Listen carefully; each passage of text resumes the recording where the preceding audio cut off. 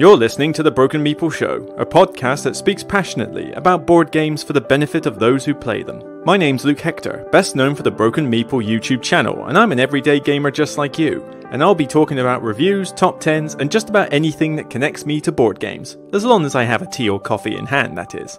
So grab a cup, relax, and enjoy. And remember, it's only a game.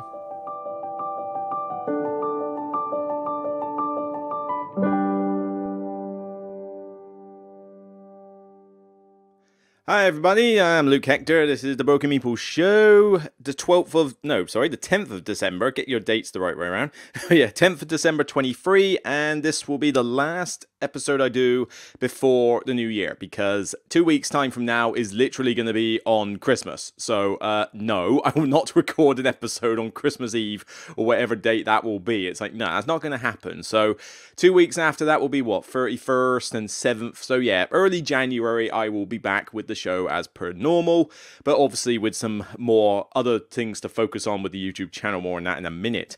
Generally still fine, the throat's still obviously a thing, but this shotgun acid reflux diet that I'm on at the moment, which has made me do several things with regards to my food intake, is certainly helping, I think. My voice is still, you know, a little bit sore. It's still hard to sort of talk for too long, but I have at least felt like I haven't had any acid reflux issues in the last, say, couple of weeks since it started. I mean, when did I start it? Probably about the 21st odd of November, around that week. So yeah, it's been like 2.5 weeks, and so far so good. But until we get to after Christmas, I won't know if my throat is actually healing or whether more needs to be done. I don't know, because I was kind of expecting the throat to heal a bit more by now, but maybe it takes longer. I don't know, but we'll just have to see. But I mean, I have got a wedge pillow on my bed for sleeping upright. I have quit caffeine. I haven't had a drop of caffeine in a good 2 bit weeks, you know, so caffeine withdrawals and all that, but that's all done, so I haven't touched a single caffeinated drink. It's always decaf coffees and herbal teas now, and decaf green, so always decaf. I've switched to plant-based milk, so no lactose. I mean, I still have yogurt every now and again, you know, low fat, it's got to be low fat, but low fat natural yogurt is fine. But apart from that, pretty much all my lactose intake is gone. I didn't have that much milk before, except on cereal, I guess. But now I've got almond, coconuts, oats, soy, you name it, it's all in the fridge. So, you know, I felt like such a hipster the other day when I wandered into my game cafe and ordered, you know, normally I always have a full cappuccino, full milk, every time I go into my Monday game club cafe. It's like the first drink I want after a day at work. I went in the other day and ordered a decaf cappuccino with soy milk, and I felt like such a London hipster. I was like, oh god, it's come to this now. It's like, it's come to this. And I thought, do I need, like, you know, weird sort of dungaree things with suspenders and stuff like that? You know, do I need to dress up like that now? I was like, hopefully not. But yeah, it just felt so weird. But I've had to cut tomato. Tomatoes are very acidic food, so I haven't had any curries for a while, which makes me sad. I really love curries. But yeah, apart from a little dollop of ketchup every now and again on eggs on toast, that's pretty much the only tomato intake I've had. I'm drinking cucumber water. Like, I'm using my, I've got one of those infuser bottles where you put the fruit or veg in, and then you pour the water within it, and it infuses it, and it's a very nice drink. I'm now pretty much drinking cucumber water every day, because it's nice and refreshing, honestly. Oh god, yeah, loads of other things, no spicy food. It's a bit of a mammoth change, really, to go low-acid diets, but we'll see if it helps. I mean, I have no idea what individual foods trigger me more than others. It could even just be high carbs, I don't know, but until I heal my throat, I won't be in a position to then whittle stuff back in and find out what it is that's actually doing it. I mean, I've even had to add Gaviscon to my sort of daily routine and double the dose of my omeprazole, so lots of stuff with there. But so far so good. I think after Christmas, by the time the next episode goes, I should have more of an idea as to whether it's working or whether more still needs to be done. I don't know what else I can do on top of this, frankly, but we'll just have to wait and see. The channel has gone pretty well lately. The recent review for Deep Rock Galactic, with the very bad Photoshop thing of me sticking a driller's helmet goggles over my eyeballs. You know, that's a sort of weird thumbnail. But, you know, that review has gone up. So all of you that were complaining about, oh no, you're always being so negative, oh, so many negative reviews. Well, go watch the Deep Rock Galactic review and you'll get a positive one now. But 21,656 subscribers, climbing 196 in the last 28 days. Not bad at all. I know some people do it better, but, slowly but surely. But definitely noticed quite a lot of engagement on the last few videos, particularly the ones that have been a bit more negative, shall we say. And I know this is a thing. Say Paul Grogan makes a big deal of this a lot when we chat. The whole thing of like, it's like, how do you not like this game? But well, it's negative, therefore it's more engagement and more views or something. Which is a get out of jail free card. I think he's running out of uses of at this point, because yeah, it is an evident thing that negative stuff or contrary opinions always get more views and engagement than positive stuff.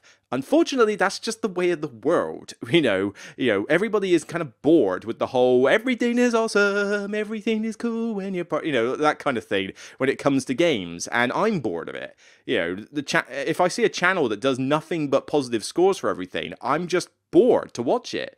Because I literally can just skip to the end and just go, oh, you like it 7 and 8, yeah, they're 8, 9, 8, 7, 8, 9, 9, 8, 8, 10, 8, 8, 7, so, and it's just, why am I watching the video if I know you're just going to love it to death? So it doesn't, I don't like it when channels do that. Now, I'm not saying people have got to rate negative games just for the sake of it. No, you got to be honest with your views, as I try to be. And, but don't be afraid to give a negative opinion. Don't be afraid to give a contrary opinion to something. If it's your opinion, then fine. It doesn't mean I have to agree with it. So, people who watch my stuff, half of them will agree with my views, half of them won't. And fine, just be civil about it and don't be a jerk, and that's all that needs to be happening. I'm not... I am giving my honest critic opinion of a game. If I didn't like it, I didn't like it. Deal with it. It's not like I've insulted your baby child or something. But yeah, the last few have certainly been more on the negative front. I mean, going from the last podcast, we were Age of Innovation. Not a negative review, just not an overly glowing one. Series from Artipia, probably one of the better games I've played in the last batch. Minus Deep Rock Galactic, which was better. Evacuation. Found it average. I had problems with it. Ticket to Ride Legacy. I've done the spoiler views and that. And I'm kind of disappointed at this one because, I mean, it's starting to get some views now. It's starting to get some traction, but it took a while. And I would have thought people would have been like frothing at the mouth to find out about Ticket to Ride Legacy. But who knows? And obviously less for the spoiler discussion because people won't have played it and don't want to be spoiled. Apiary. Yep, the Stonemaier one that's been getting loads of, dare I say it, buzz. That's starting to pick up a bit more traction now. It started off a bit slow, but I'm noticing quite a fair few views on that, so thank you everybody who's watched that. And yes, I've got contrary opinions on that one. So, yeah, there's quite a few disappointments that have come across my table in the last week. It's just timing. I mean, the previous time, what did I have there? Earthborn Rangers, Redwood, and Imperial Miners, and Archaeologic. And the worst of those was probably Imperial Miners, and even then, that was above average. It was fine.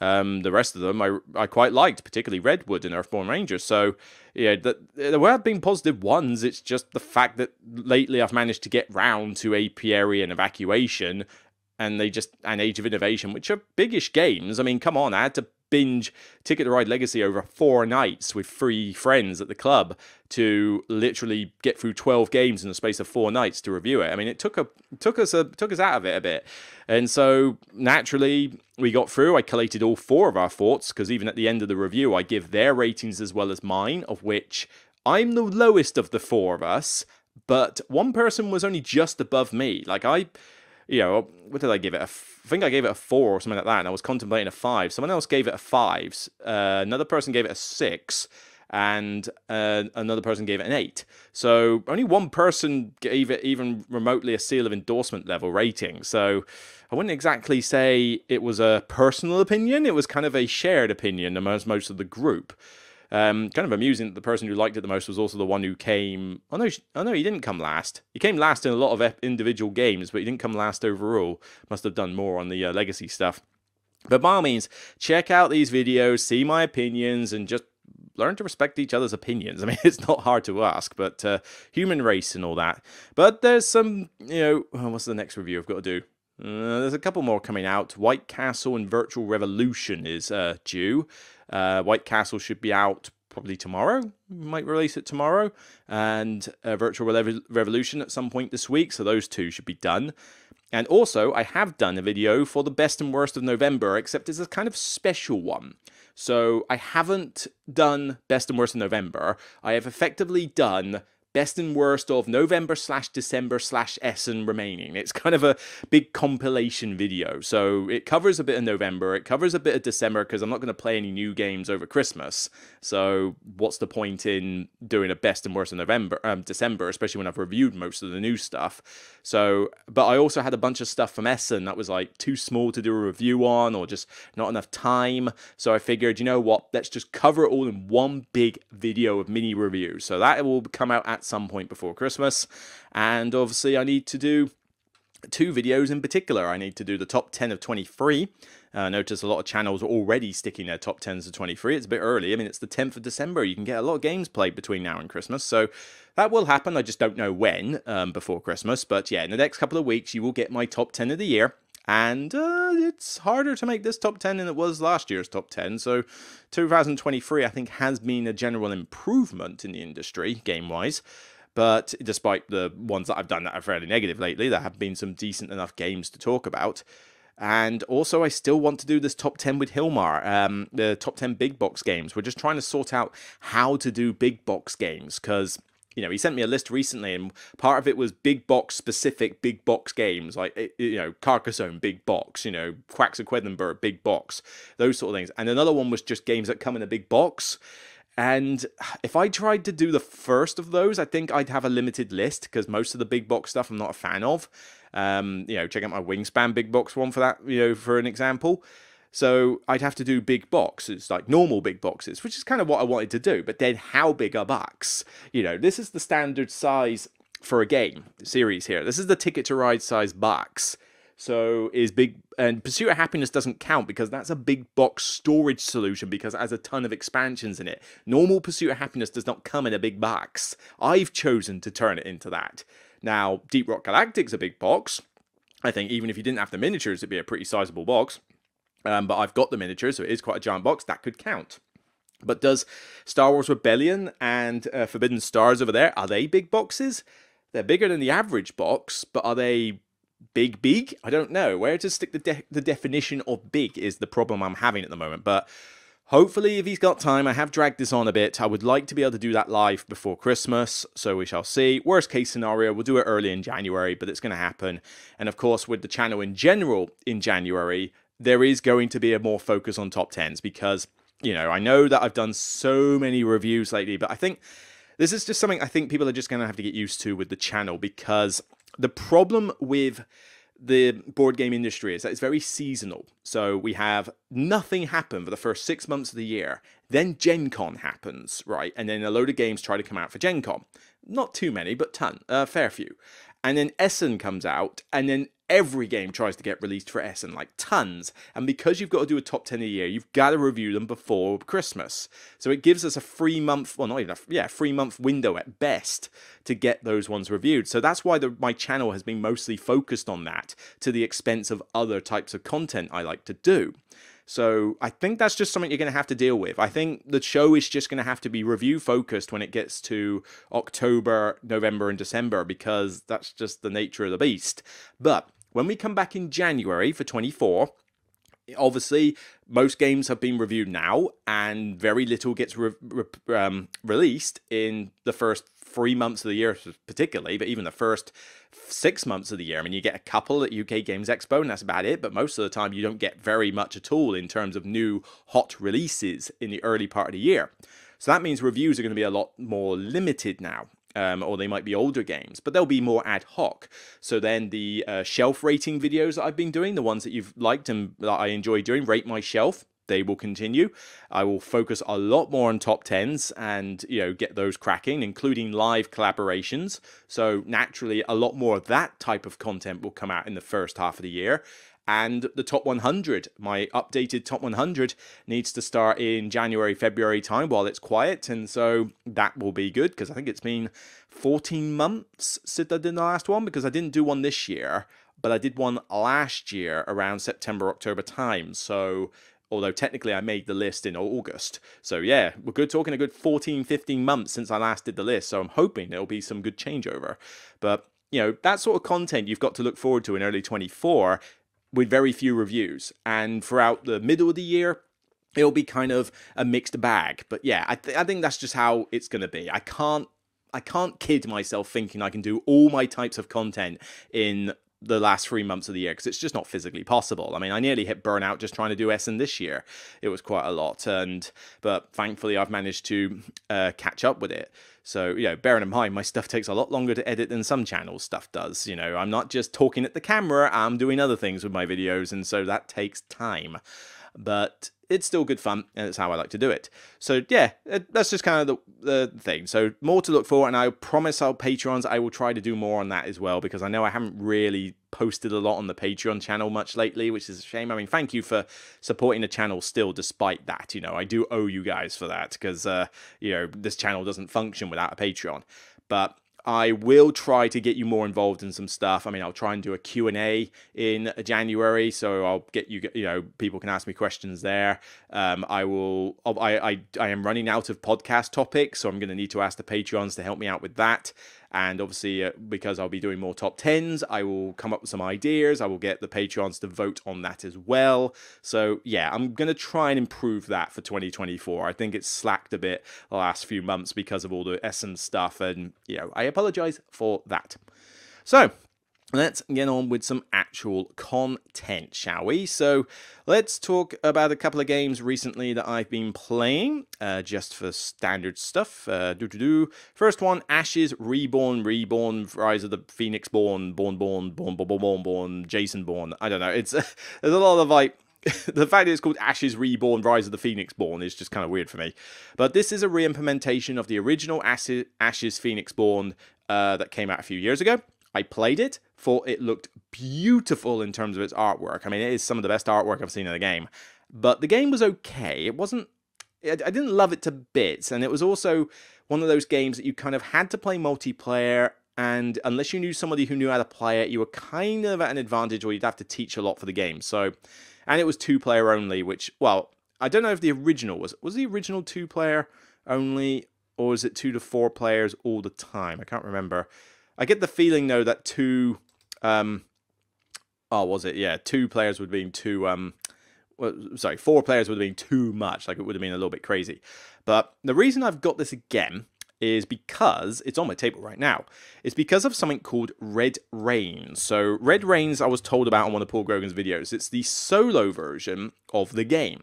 Now, I enjoyed the mechanics of the game enough, but I figured, you know what, I got a bit of spare cash. Let's, you know, try out Ashes Reborn and try out with the solo expansion. So I have got the first 2 solo expansions for this, Corpse of Viros and Frost Scourge, and now I'm attempting to play them and learn them as I go along. So far, so good. It is a decent enough solo mode, and I get to try out lots of different decks against it, you know, different play styles and that, so that would be quite cool.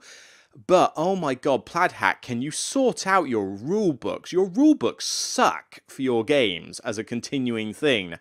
And unfortunately, Ashes Reborn is no exception. I mean, the normal rulebook for the game is not too bad, but the Red Rains one, stuff is out of order, it's out of sync, there's very few pictorial examples in the book, key rules are not mentioned, like what do you actually do with the rage dice at the end of a round is not mentioned. Do I take them off the board? Do I re-roll them? What? It doesn't say. You know, the actual mechanic of what the rage dice do in this game is apparently in the glossary, not in the main rulebook. It's just, it's such a terrible rulebook that it's making it difficult for me to get this played properly, and it really is kind of annoying. But the mechanics are decent enough. Essentially, you fight a boss. It has its own deck of aspects, which are basically like limbs and various things it does. And the idea is that they are effectively the units, even though it doesn't change the terminology from PvP to PvE very well. And essentially, the boss has got several levels of how you can play it. You can play it 1-player or 2-player co-op. These aspects will come out of the deck, and they represent like units and stuff. You roll a d12, it dictates the behavior of the boss, so it might attack you, it might just reveal more aspects, it might re-roll its dice, that kind of thing. And other than that, you play the same game as you were before, except you've got to take down the boss, while it's also taking down you. Now, it's not the most complicated AI in the world, honestly, and I like the fact that they had a rulebook for if you know you're familiar with the game, use this rulebook, and if you're completely new to the game, use this rulebook. If only they knew how to write them better, then maybe that would actually be a positive thing. But, you know, the game itself is good fun, But the fact that I've got to mess around so much with this wretched rulebook is such a pain, and it's really detracting from the enjoyment. Now, I need to try it more. I need to try it with the Frost one, see if it's easier to use that, try it with other characters. But yeah, so far, I'm liking it, but enough to justify the fact that I spent money to get the game as well as the expansions. I don't know. This could be one of those ones where I try out and go, no, that's fine, and then sell it on again. But at least I would have tried it. Oh, honey and ginger. Nice. But yeah, it's just kind of like, I don't know, really. But I like it enough. It's quite tough. You know, the thing does blat you like sideways, up and down, and all that gubbins. And I don't know why I would want to play on some of these harder difficulties, because, I mean, it was hard enough on level 1. But, you know, got through it in my first game. But yeah, we'll just have to see how it goes. I mean, if I can find like a BGG reference where the rules are done better, that kind of thing, then maybe that will help. But this one's just going to take a few more plays to solidify my thoughts on that. But I'm just glad that I can play the game solo for now, because the game is decent enough mechanics-wise. It's got good variety, and I love the artwork on the Ashes characters. They're so good. And it's certainly got a lot of thinkiness and meat to it, even though the card pool is a little limited. But like I say, hopefully can get past this rulebook issue and try out more of it. Right, okay. And the next one I want to talk about is Cyberion. Not doing a review for this one. It's too small a game. Nobody would care. But this one I'll talk about now. I have played a few games of Cyberion. This is the new Shady Torbay Omniverse game, now under his own publishing wing of Impatience, as it's called, not Seaman Games. I have got several on the shelf already. I've got an Irem, Sylveon, Arion, and I swear there was another. Hang on, let me just check. No, that's it, yeah. Irem, Sylveon, Arion, and now Cyberion. All right, yeah, I kept 4.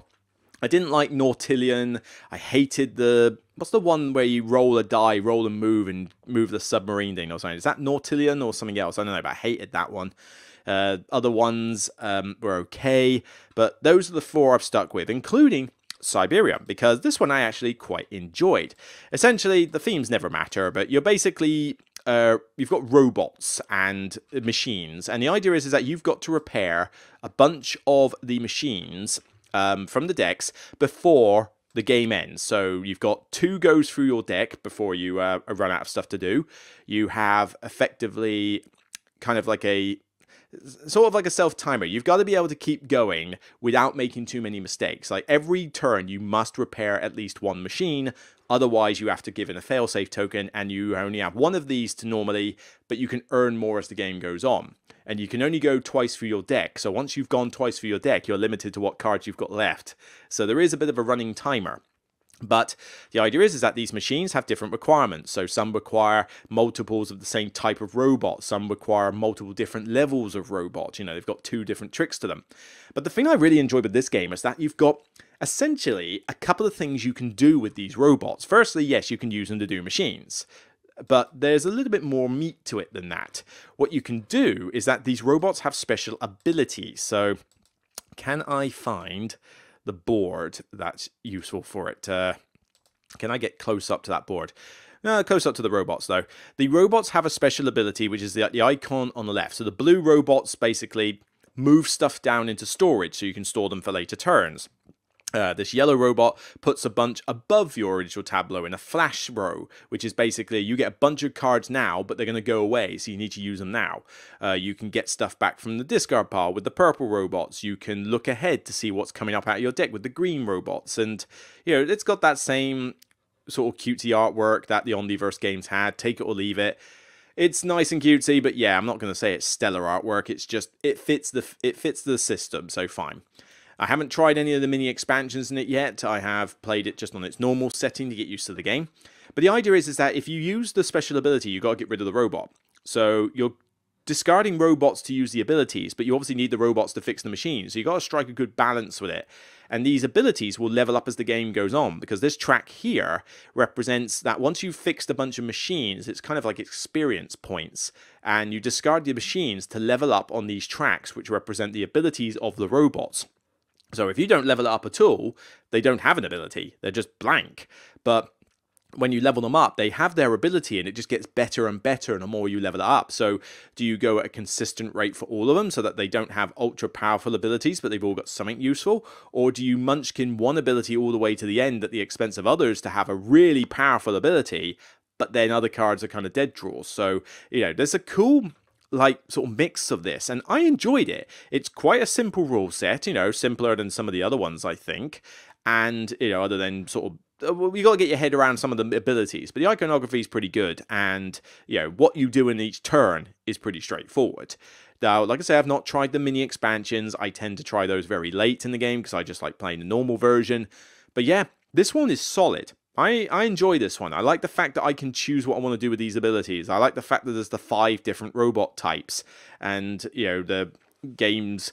It doesn't feel quite as punishing as something like a Nyrim does. I mean, this one, luck of the draw can sometimes hose you in a bit of time, but you got a little bit of mitigation of what you can do. A bit like how Arion has a bit of mitigation of what you can do when you're rolling dice, more so than something like, say, Nyrim. But yeah, I enjoyed this one. I mean, the last couple from Shady Torbay have not impressed me as much. I mean, Arion, I think, was the last one that I kept out of all that's been released. But I quite liked Cyberion. I recommend giving it a shot if you like a good solo game. I recommend giving it a shot if you're a fan of this series. If you think that, maybe he's running out of ideas, I think this is a pretty decent one in the list. And they say it's on my shelf, so it's definitely in my 4 favorites Omniverse games. I think it was just a cool rule set. I like what you can do with the robots, and I like that your pass and strategies can differ each game purely just depending on what you fancy doing, really. I mean, you can decide one game, I'm going to focus on one particular robot. Fair enough, go for it, see what happens, and sometimes you've got to think about, well, how many robots have I been discarding lately? I've discarded quite a lot of blues, so maybe I don't want to focus too much on the blue ability because I'm not going to see it that much for the rest of the game. I haven't seen many yellows turn up, though. You know what? Let's munchkin the yellow ability so that they're all good. It's stuff like that is just a pretty good, system to do, and I've enjoyed it. I mean, what would I give it? I'd probably give it at least an 8. I think at least an 8 out of 10. I think this is a very solid solo game, and definitely give it a shot. Right, let's talk about the topic of the day, because I'm only going to be able to talk for so long with my throat. And no, my topic is not about Christmas, because I just don't go for this whole, call me a humbug, Christmas does not really do it for me. Christmas is a nice time when I can go home and see my parents and some of my family, have a massive roast dinner, watch the Doctor Who Christmas special each year if it's on, and that's kind of it. But I can only stay home for so long because there's only so much to do at home. I can only play the same gateway level board games for so long and do crossword puzzles and stuff. But it is lovely to see the parents, and they're getting older. Cherish as many time you have with them. But the thing is, it's the same when I go home for any weekend. So Christmas doesn't change anything apart from just doubling the size of the roast dinner. Because if I go home to visit the parents, I do the same stuff. So Christmas doesn't seem any different from the rest. But I also just don't get into the whole commerciality of Christmas. I mean, sticking decorations up. I mean, everybody else's house has got stuff outside, or at least a decent amount of them, and I've got Jack. People ask me, where's your tree going up, Luke? And it's like, why would I put a Christmas tree up in my house? A, where would I put it? Because I've got games or boxes or stuff like that everywhere. And failing that, why would I put up a tree just for myself? I mean, occasionally people visit, and I do mean occasionally, it's not that often. Most of the time I go out to see others. Occasionally people come over here because Waterlooville's, people have to drive, and I just drive anyway. But still, why would I just put up a tree for myself? It's pointless. So, call me a humbug if you like. And, oh yeah, I hate Christmas crackers. God, I hate Christmas crackers. But yeah, you're talking about saving the planet eco-wise, and then people pull these stupid crackers with stupid little gifts that nobody wants from within them, and those little paper hats, and it's just like, okay, sort of double-edged sword here. But yeah, I don't know, me and a humbug and all that, but I'm looking forward to seeing the parents anyway, so that's all going to be fun. I just don't go Christmassy. So Christmas-themed games I don't get into, and frankly, there aren't even that many. I can't think of that many proper Christmas-themed games. Yeah, there's plenty of games that have snow in it. I mean, yeah, okay, there's a little card game I've been playing recently called Christmas Tree. Okay, fine, but then that's just an abstracted card game with pictures. It's not exactly a Christmassy game. And, okay, Ticket to Ride Nordic countries. Well, yeah, it's not a Christmas game, but it has snow in it. Is Die Hard, the board game, going to be a Christmas game just because of the movie? Frostpunk, is Frostpunk a Christmas game because it's all snowy and wintry, despite the fact that it's all about death and depression? It's like, come on. It just seems a little bit of a list I just don't care about doing. And I could have done Outlook for the whole year, but I don't know. There's not a huge amount to talk about this year, because as much as it has been a better year overall, it's not been the most eventful year, I don't think, when it comes to board games. It's kind of like everybody's going through the motions and doing what they did before. So I'm just going to do a different topic, and I figured I would link it to what I did recently with Deep Rock Galactic, because Deep Rock Galactic, I gave a positive review. Slight spoiler alert, but by all means, check out the video, because it took a while to edit that one. But I want to get on this idea of video game licensed games, because I play PC games. I only have a Switch, and I don't play that very often apart from the big Zelda or Mario title. So, that barely gets used. I don't have a PlayStation, and I don't have an Xbox. And the heavens have just opened outside, apparently. But so most of my gaming is on the PC. But I like PC games. And I like a good shoot 'em up. I like a good pick up and play style game like Deep Rock Galactic. I don't tend to like RTS games apart from Dawn of War. And that's like the original Dawn of War. Still got it on my Steam. I play Board Game Arena and tabletop simulator stuff. I like survival games. So friends and I play Valheim on a regular basis on Sunday evenings. That's all good fun just to hang out with your mates and do stuff. I've played other bits and bobs. And, I play some of the board game ports on Steam as well. So, I like a good PC game when it comes out. But what I tend to do is buy it cheap. I mean, I have not played Baldur's Gate 3. I would love to, because I love Baldur's Gate 1 and 2. But I'm not paying £60 for a game. I'm sorry, just not happening. So I wait for it to get cheap, or much cheaper. So I might not play Baldur's Gate 3 until like 2 years later or something after it comes out, purely just because I'm not paying £60 for a game. I mean, granted, I paid a decent amount for the Zelda Windwalker, or whatever it was called, the Tears of the Kingdom, but the amount of hours I sunk into that game, and I really munchkined that at the expense of other stuff, that got me money's worth. But still, part of me now wants to sell the game because I got the disc edition, not the digital one, and, well, it cost me a lot of money to get it, but time is such a precious resource at the moment. I don't want to spend £60 on a PC game not knowing if I'm going to spend the time playing it. So there is always that problem. But when it comes to board games and video games, I do like to see them ported over, because they usually, they have a bit of a checkered track history, but when they're done well, they're really good fun. And a lot of that is down to the IP and the theme. Because if you're going to do a good port of a game, you need to get the theme sound. You need to get the theme right. And if you do so, it means I'm going to be more immersed in the game. I'm going to make references to the game itself if I've played it. And it's just going to make it pop on the table, look good, and be more enjoyable to play. Now, some games are good at doing this. Some games are not. I just want to sort of run through a few of the examples of good and bad that I have come across. But while kind of explaining what I kind of want from a video game, a licensed board game. So, you need to have the basic essentials like good gameplay, mechanics that work, but I can be a little forgiving of some of those bits if the theme is done justice. And like really thematic. Deep Rock Galactic has a couple of issues with, the rulebook and the FAQ list for it. It's not particularly bad. You can still play the game pretty easily, but you will have some FAQ moments. They are doing a 2.0 edition of the rulebook with the new campaign, so that'll fix that issue. But yeah, it's not pitch perfect, the game. It does have that issue. But the thing is, because the rest of it is so good, I can not necessarily forgive it for those, but they don't outweigh them. The pros outweigh the cons. It's the same with Ark Nova. Loads of people keep trying to disrepute my love for Ark Nova, and it's kind of annoying because I love Ark Nova. It's still one of my all-time favourite Euro games, okay? I played it last night, in fact. I've played it last couple of nights on Board Game Arena, and I won both games, although last night's was close. God blimey, I was scared for that one. But the fact is, I love the game. I love the theme with it. I love the card mechanics. I love the action row. I love the variety in strategies and the variety of cards, especially with Marine World. Oh god, I've got to do that review, haven't I?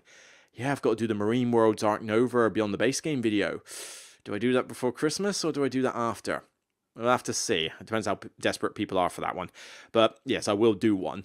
But yeah, I love the game. And whenever I mention flaws in other games, people like to go, right, well, you got this in Arc Nova. Why'd you forgive that one? I don't forgive it in Arc Nova.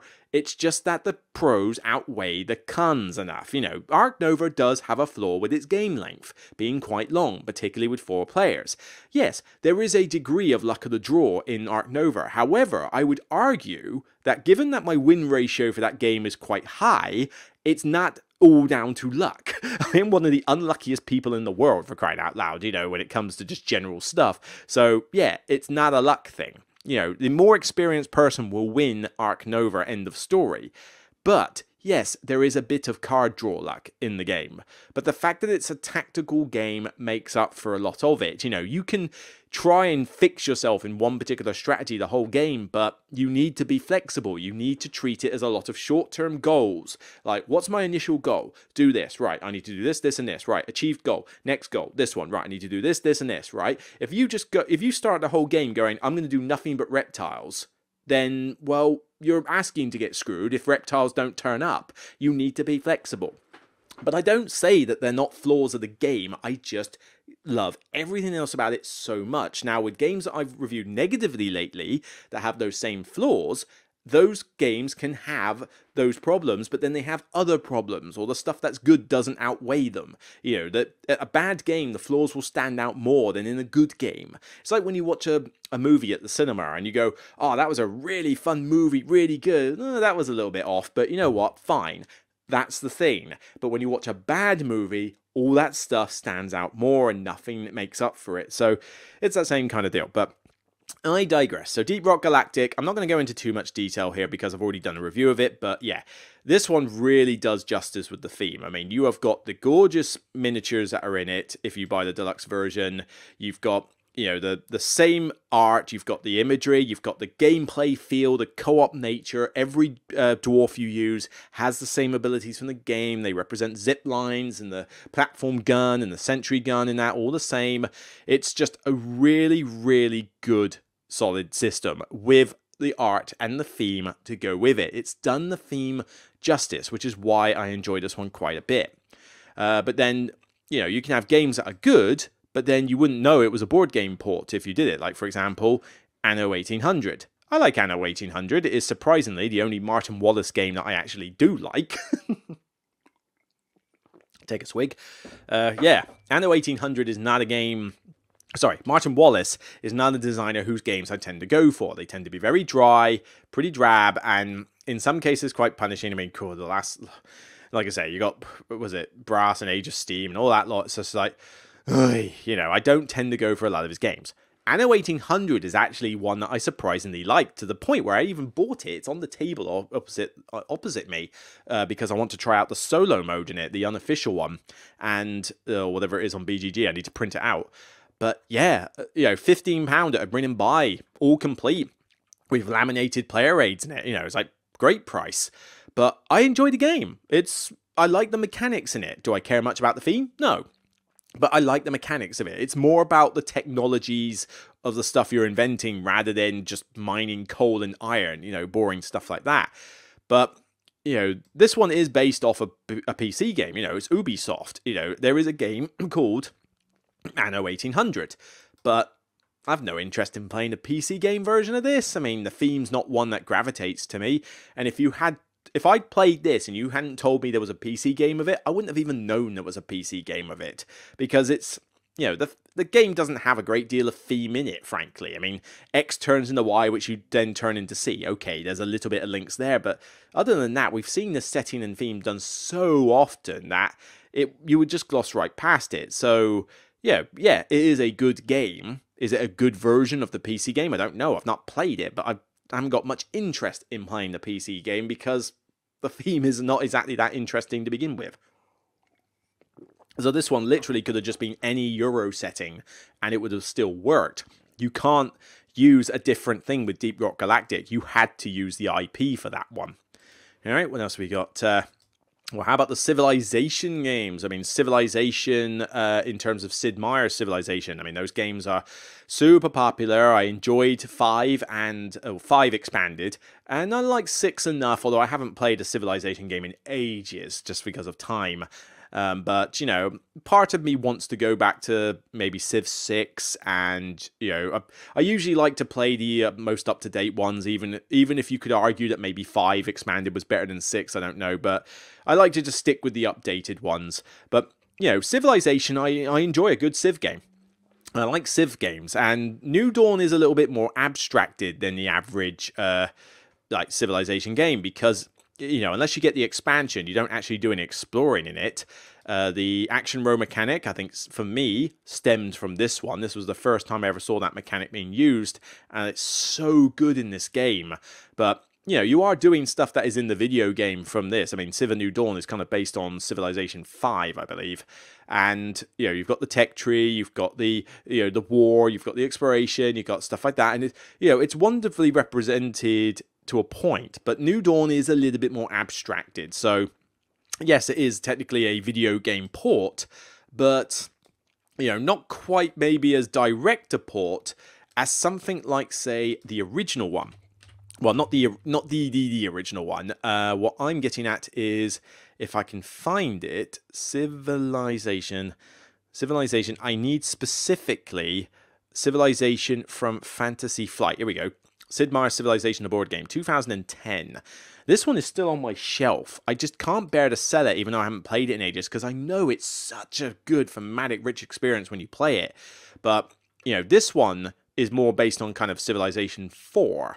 And this one has, you know, the map tiles, you actually do proper exploring. Yes, the map looks a little bit disjointed, which is kind of half the problem I have, that the map does look a bit weird. But it represents the 4 types of victory conditions really well. You can do coin, you can do tech, you can do warfare, you can do whatever the other one is. I forget what the 4th one is. What do you get? You get warfare, you can do the technologies, go to space, you can do coin. What's the 4th? What's the 4th one that you do? Is it a economy-based one? I forget. But you know, the four victory conditions in there are represented nicely. So it is cool that you can choose a different path and you'll have a very different game with the different factions. It's just very complicated and pretty rules intensive. Hence, I haven't got it out in ages. But it's still good fun and certainly a good representation of the video game. So, you know, this was my first introduction to a Sid Meier's Civilization board game and really got into it. I mean, this could have been one of my first few introductions into a heavy board game, frankly, because I remember playing this quite early in my board gaming history and just sort of falling in love with it. And, you know, I certainly would love to get it out again and try it, you know, play it again. But yeah, it's a lot. It's a lot. But it's a good, fun experience when you do, if you don't mind it being a long game. But then I guess all games are long now, so, you know, maybe it's not such a big deal. I just need to relearn all the rules again. And I do have both expansions in it, which make it even better. So it's definitely worth getting. Well, you definitely want Wisdom and Warfare as a kickoff. It really does fix the combat in it. But if you can get both expansions for this when you buy it, it's definitely a good deal. But yeah, Sid Meier's Civilization has been represented in a lot of board games, and it's definitely one that fits a board game when you port it from a video game. The themes are there, and if you like the Civ games in the board game form, then, you know, you might think, well, why? And I suppose this is the one argument that I do here. It's like, if I'm playing a board game of a video game, why am I not just playing the video game itself? And it's like, yeah, that's true. But if you want the social interaction with other players and, you know, kind of like, you can't always be on your PC playing a game. Sometimes you're out and about, or sometimes you're with your friends. So you want to be able to play the game. These tabletop versions make a good alternative, and it just keeps the game fresh in your mind, you know. You can always have too much of a good thing.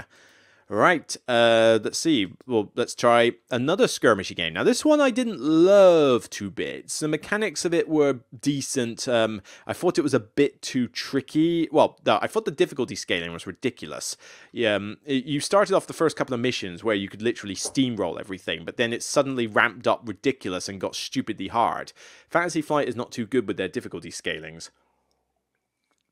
But I haven't played it in ages. I think I got to a point with the DLC and then kind of, I don't know if I got bored, but I just didn't feel like going through the punishment much more. Maybe I should load this up again and try and redo the campaign, but then my skill level would have dropped dramatically by now, so I'd be coming in as a complete noob. But man, were the Doom games fun. I mean, the old Doom games were fun, you know, I played all of those, but the recent Doom remake, oh god, it's a fun game, but it is relentless. You have got to be on your A game when you play it, especially with the DLC where the fights are just damn near impossible. But I was keen to try this one because, you know, bringing that really nice artwork into the game and just having a cool skirmishy thing where you are just killing lots of the cool stuff like the big, I forget what they're called, but I mean, the Baron of Hell. God, I hate the Barons of Hell so much. Pinkies, little pinkies, but I love I forget what they're called. They're just called demons or something, but I think they're just called demons. But you know, the big ball things that fly around the place. I always love those. I love the design of those. But this is your typical skirmish game. I mean, you basically go through the missions and you blow up a lot of these things, and it is just good fun skirmish stuff. Now, like I say, the difficulty curve is what kind of killed this game a bit. You know, it was just way too much, and it certainly did have a decent amount of rules to learn for what was a fairly simplistic premise: go in and shoot stuff. But the miniatures were cool, it was very thematic, and it definitely did a decent job of representing the theme and feel of Doom. I mean, you get cool weapons, you eviscerate everything in front of you, and, you know, it's claustrophobic, and you gotta work together, even though in Doom you're on your own, and it's just, it was a solid game, just had a little bit of issues to make it not a keeper for me. But part of me sometimes gets tempted when I see this on Brin and Buys for a cheap cost, and I'm like, it was a fun game, but yeah, if only the missions were done better. You know, you don't need a campaign in this game. You just need individual scenarios with balanced, you know, evil versus good things. Because that was the other thing. I think you could play, like, you played it solo and you could do this, but I think you could play it like evil versus, like, players. And it just felt like too skewed in one fashion. So it did have some issues, but yeah, I mean, Doom was it's an underrated one, I think. You know, if you can get past some of those flaws, it's still an enjoyable experience, and certainly, like, you know, play it with some heavy metal music in the background, and you'll certainly get that feeling from the game as you play it, you know, especially with half of these big stuff around. I mean, the big boss thing, yeah, this is like, oh my god, it's huge. But yeah, there's some good stuff to be had here. XCOM's a good favourite of mine. The XCOM PC games, I have played them all. Well, I say all. I've played the main ones. You know, 1, Enemy Unknown or whatever it was called, and then I've played XCOM 2 with the DLC for that one, and that's about it. I haven't played the weird spin-offs of XCOM. But XCOM, cool PC game, and I have to admit, when I saw it was getting a board game port, I was kind of like, how are you going to translate this one into a board game? I mean, well, you could do it by the skirmish thing, and I think that's what a lot of people were expecting, which is why this one didn't get as much praise as it should have done, because people were wanting the mission skirmish thing. They wanted a tabletop skirmish game of XCOM, and I'm actually kind of surprised one hasn't been done, actually. You know, that just feels like it's a setup just waiting to be milked. Maybe it's because Fantasy Flight have got the license and they're just sitting on it or something, I'm not sure, but yeah, I feel like if the XCOM license is available, somebody should be doing it. Preferably not Steamforged Games, but certainly somebody needs to take up the mantle and do that. But XCOM, the board game, I still really enjoy, solo or with other players.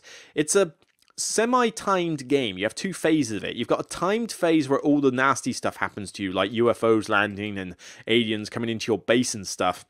But then once you've done that and it's app-assisted, you can essentially then resolve everything else in turn without the timed element. But it's a good co-op experience. You're constantly discussing what you need to do. It's tense. It's down to the wire a lot of the times. Like you're barely able to stay alive. Everybody's in panic. You know, your base is on its last legs and you just go in for that last mission. It's like, yes, we can do it. And you can put the difficulty up to stupid levels with this, I admit. But the look of the game, the theme, it basically takes the strategy element of XCOM into the board game. So the stuff you do in between missions where you're like looking at the world map and inventing new techs and stuff, that's what this game does. And you know, I think it just does a really solid job of that. And you know, with this one, people, I think, wanted the skirmish thing so bad that they didn't want this aspect. And normally I don't like timed games, but it works for me, this one being timed. It's just like, it's cool, solid. The app makes all the noises and all the art and the music from the game. So it really feels like you're immersed in that system. And this one was just another hit for me. It's just a shame that it wasn't quite the same for everybody else. Right, now that my system has the plug in it, the battery was starting to run out there. I don't want to talk too much more. I mean, I'll mention a few others. So Frostpunk, yeah, represents the theme beautifully with this one. I mean, I was so excited to get this game and play it, and I gave it a really solid review. I mean, when it comes to the computer game, this does such a good job of representing the theme and feel when you play it. I mean, it's a bit of a mammoth to get to the table, and it has a lot of rules and stuff, but oh man, this has created some of the most fun solo and even group experiences that I've had with a co-op game. It really just is that solid. It looks great with all the little miniature trees and stuff, and you know, I'm glad I've got the official easy variants of the game so it's not stupidly punishing. But oh yeah, this one does a great job. And Frostpunk 2 I'm looking forward to when it comes out on the PC. I'll definitely have to grab that game and try it out. You know, go through a few similar to that. This War of Mine, you know, really enjoyed this one. You know, there's a bit of luck involved in it, but it's just got that same feel of like, I know feeling of depression sounds a little bit weird to talk about as a positive, but it's just, you know, the fact that you're struggling to stay alive. I think survival games make for good board games. The idea that you're surviving against the odds and you've got to survive until the end of the game, they make for good thematic experiences. And the story elements that you get from this, you know, the setting and everything else you do, it's just so wonderfully immersive. And sadly, most of these pictures are just of the you know, what people have done with their inserts and stuff, which I don't know about you. I really hate the fact that Board Game Geek gets littered with these. I'm not interested in your weird storage solution. I'm not interested in whether you've painted something. I want to see like the actual game represented. I don't know if it's just me, but maybe that's a better picture. No, that's not too bad. But you know, the idea is that, you know, you're this War of Mine. You're in a war-torn landscape, everything's going to pot, you barely got any food, barely got any heat, and you've got to survive until the end of the game with different scenarios, with different settings. Check out my video that I did for Days of the Siege, which I think is one of the best 3-act campaigns I've ever played in a board game. It is so well done, such a good story, such rich theme. I mean, I would be tempted to play through it again. It was that good. It just, you know, definitely check out on that. Now, I've been buzzing about a few of these video game licenses, but it's not all good. Because you have ones like Fallout, which is a 2 to 3 hour luck fest. And I mean a luck fest in every way, shape, or form. I mean, let's face it, I'm not the biggest fan of the Fallout games in general, and the less said about Fallout 76, the better. But, you know, if anybody likes Fallout 76, I do worry about the human species in that regard. But this one just dragged on for ages. I mean, maybe, I think there's a shorter variant, or some other way you could do it, or you're meant to play it co-op, but playing this as a PvP just doesn't work. You just move around, stuff happens, the artwork's not even that good in it, you know, it looks very bland on the table. I mean, these photos are not showing it off at all. I mean, look at all this horrible dark green and browns and stuff. It's like, yeah, I know the game doesn't exactly look that, well, I don't know, actually the game looks more bright and colourful than this one does at times. This one just looks drab and ugly, but yeah, I mean, it was okay. It was kind of like a story experience, but you know, for the length of time it takes just to make it such a random luck fest, just kind of, you know, not a lot of people go mad for this one. I know some people who like it, but I was just really like, I bounced off this one hard. You know, I've got no desire to go back to it. The Elder Scrolls Skyrim, I did that as a video review, I think earlier this year, I think. It was either this year or last year, but yeah, this one turned out to be a disappointment as well. I played through a lot of Skyrim. I'm not even sure I even completed the game, frankly. There was just so much of it, and then I eventually got bored playing it. But, you know, just wandering around and doing nothing.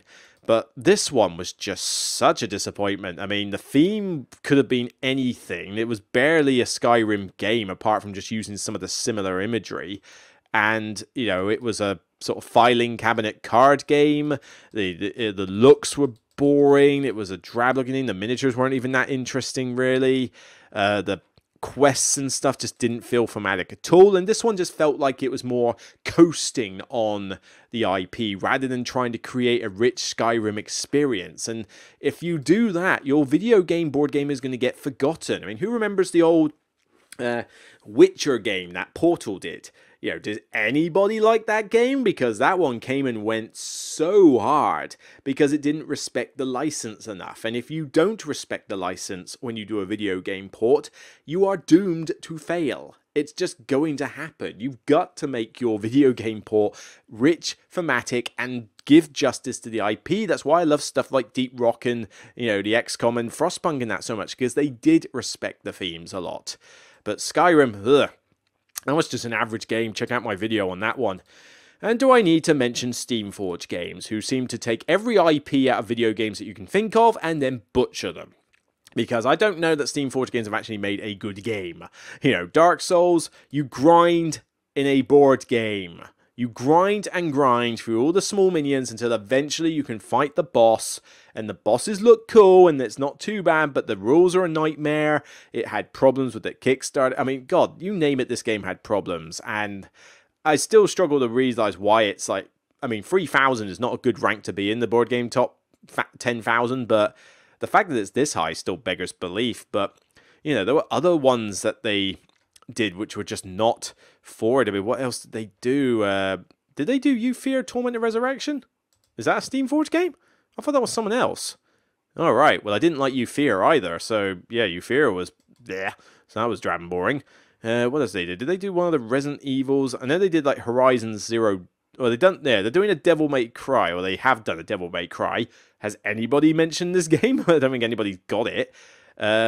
Gods of God Tier, don't know what that is. God Tier, Guild Ball. I mean, these are games I've not even heard of, let alone like. But where's the ones that I know that they've done for video game stuff? Ah, here we go. Yeah, Horizon Zero Dawn and Monster Hunter World. Not games that I hear a lot of positive thoughts about. Where, you know, the Monster Hunter one in particular, but the Horizon Zero Dawn, the board game, I mean, ranked 5,000, so it clearly isn't as popular as you might think for something that came out in 2020. But this one, I just remember having problems with not just like some of the rules and gameplay stuff, but also the fact that in the base, I mean, they require you to spend so much money on these games. The base set of this has one creature that you fight. It's either Horizon Zero Dawn or it's Monster Hunter. It's one of the two, but they come with like one monster to fight. That's it, in the base retail box. And then you have to buy all the add-ons in order to get the rest. That's just scalping people. And I do not agree with that kind of, you know, treatment at all. But, you know, these are, you know, popular video games like Dark Souls and Horizon Zero Dawn and Monster Hunter World and that. And this company just seems to not do... I mean, they respect the IP, I guess, but they really need somebody to come in and help them with the mechanic side of things. And then why don't we just finish off with the worst one of them all? Ranked 25,000 in Board Game Geek, Jasco Games. They did the Street Fighter one, which was a mess. They've done various games which were a mess, but none was as big a mess as Mega Man, the board game. Oh my word. This one, you know, based on a popular video game, but this one was like, they know how to make their games look good with these cool miniatures for, you know, the Mega Man and all the enemies and stuff. So, yeah, there's a lot of good looks in this game. So they can make a game look good. They now need to find a way to design one because they just can't seem to design board games very well. And it's just so messy and horrible. And maybe it does justice to the theme, but it's just a complete mess. Nobody talks positive about this one. This one bombed crazily. And, you know, as much as I say video game ports need to respect the license and be thematically immersive, that doesn't mean you can ignore the gameplay mechanics. You've still got to get that bit right. We can forgive little foibles with that side of things, but we can't forgive if your game is a complete crapfest. It's like, you know, we have to be a little bit strict on types. So, yeah, that's just like kind of some thoughts. You know, I like it when I hear about a video game port being brought over. I know I'm going to be spending more money because the IP costs a lot of money, but if it's a video game I like, I'm very keen to see the board game version of it. Will I always like it? Not always, but I mean, a lot of those I mentioned, like the first 6 or 7 I mentioned in that little thing, I've all got in my collection. So they are stuff I do enjoy, and Deep Rock has been added to that list. So if more video games want to get ported over, like Stellaris.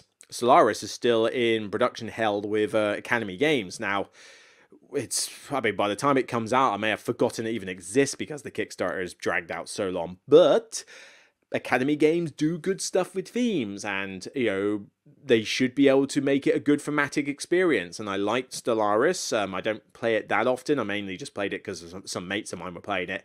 You know, I tend to struggle on those sort of strategy games. But, you know, it was a decent enough experience, and we did play quite a few hours of it. And so I was keen to see it in the board game version. Will it be good? I don't know. But again, I was excited to see, oh, okay, a game I've played and know of. Let's bring it into a board game and see what it's like. So they do get me excited, but they are hit and miss as to their track record. So sometimes I get disappointed, sometimes I don't. But they do get that excitement level going, and maybe that's one of the things I'm missing with board games lately, the excitement of anticipating a new game. It's dwindled a lot for the board game industry as a whole because we're seeing a lot of rinse repeat, not much innovation, and, you know, same old Eurogamey stuff. When stuff like that comes out, that excitement level returns, and I do like that. It's infectious. So yeah, that's it for me on this episode. So thanks for tuning in. I hope everybody has a good Christmas and New Year. Obviously, check out the rest of the content on the show before Christmas. But I will see you on the next Broken Meeple podcast in 24, along with some more top 10s and the top 100. So yeah, by all means, take care, enjoy your holidays, spend some time with the family, enjoy your roast turkey or whatever it is, or vegan nut roast, whatever it is you eat at Christmas, and just take care. And remember, as always, it's only a game. So bye for now. Happy Christmas.